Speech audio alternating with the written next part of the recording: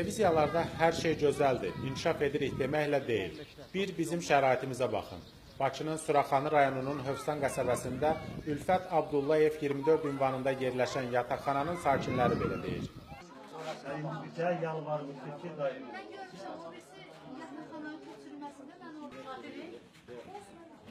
Yaşayış üçün təhlükəli, tamamilə qəzalı bina. Təkcə onu demək kifayətdir ki, bu 4 mərtəbəli binanın pilləkənləri uçub tökülür. Qoca, uşaq və qadınların yuxarı mərtəbələrə çıxıb düşməsi isə möcüzədir. 160 adam təhlükə altından 10-27 nəfəri qaçqındır.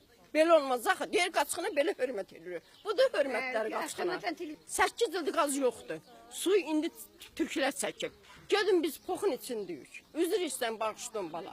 Bir dənə şəhid verəndə özümüzü yeyib tökürük ki, bir dənə şəhidimiz getdi. Biz erməni deyirik ki, biz Azərbaycan xalqıyıq da.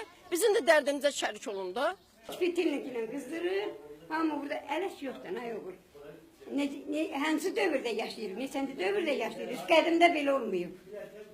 Biz də bir eldən obadan gəlmişik, küçədə yaşamamışıq, düzdür. Orada tərifləməklə deyil, o kimə çatır o tərifləmək? Düzdür qadanım, o kimə çatır? Heç kimə. Tərif odur ki, ortalığa gəlib bir şey çıxarlasın. 2 il uşağımı evləndirmişəm. Oğlum yanımda qalır, gəlinim nəvəm 10 aydır, anasının önündədir. Şərasizdə mən uşağımı gətirə bilmirəm burada.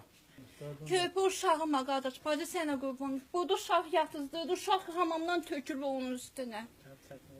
Hətta təcili yardım da xəstələrə baxmaq üçün binaya daxil olmaqdan qorxur. Gəlmədi, yox gəlmədi, bu gəlmədi, uşağı orada elədi. Buna da ki, elə çağırıram, elə gələndə gəlir, gəlməyəndə indi hamı qolundan tutur, çıxardır, belə vəziyyətdə. Fövqəladə Hallar Nazirliyi binanın qəzalı vəziyyətdə olması səbəbindən təcili köçürülməsi üçün göstəriş versə də konkret heç bir addım atmayıb. Yəni insanların köçürülməsi təşkil edilməyib, onlara müvəqqəti yaşayış yeri verilməyib, əvəzində isə sakinlərə köçməkdən imtina etdikləri ilə bağlı sənəd imzalatdırılır. Biz getmirik, kvartal getmirik. Deyir ki, etiraz edin ki, biz çıxmırıq, sabah başımıza daş düşsə, nəsə ölüm olsa bizlik deyil. Biz özümüzü sığortalayırıq. Yəni ki, biz bunlara xəbərdarlıq elədik. Xəbərdarlıq bizim daş düşdü başımıza, öldük sonra. Nə olacaq? Mən uşağım öləndən sonra, gəlinim öləndən sonra, özüm öləndən sonra istəyir belə gəlsin milyon versin. Mənə lazımdır, o milyon mənə lazımdır. Ələş qalıb ki, kimsə, ya mən özüm çıxam Kirişadan, atam orada öləm, cəhənnəm mən ölüm, bunlar ağ yönətir. Bir nəfər ölsün, sıra tökülüb gələ. Onda pul da tapılacaq, remonta da, ancaq onu gözləyir. Pul yığırıq, pul gücünə məktub yazdırırıq, poçtan, sroçdan geçsin, cavab yox.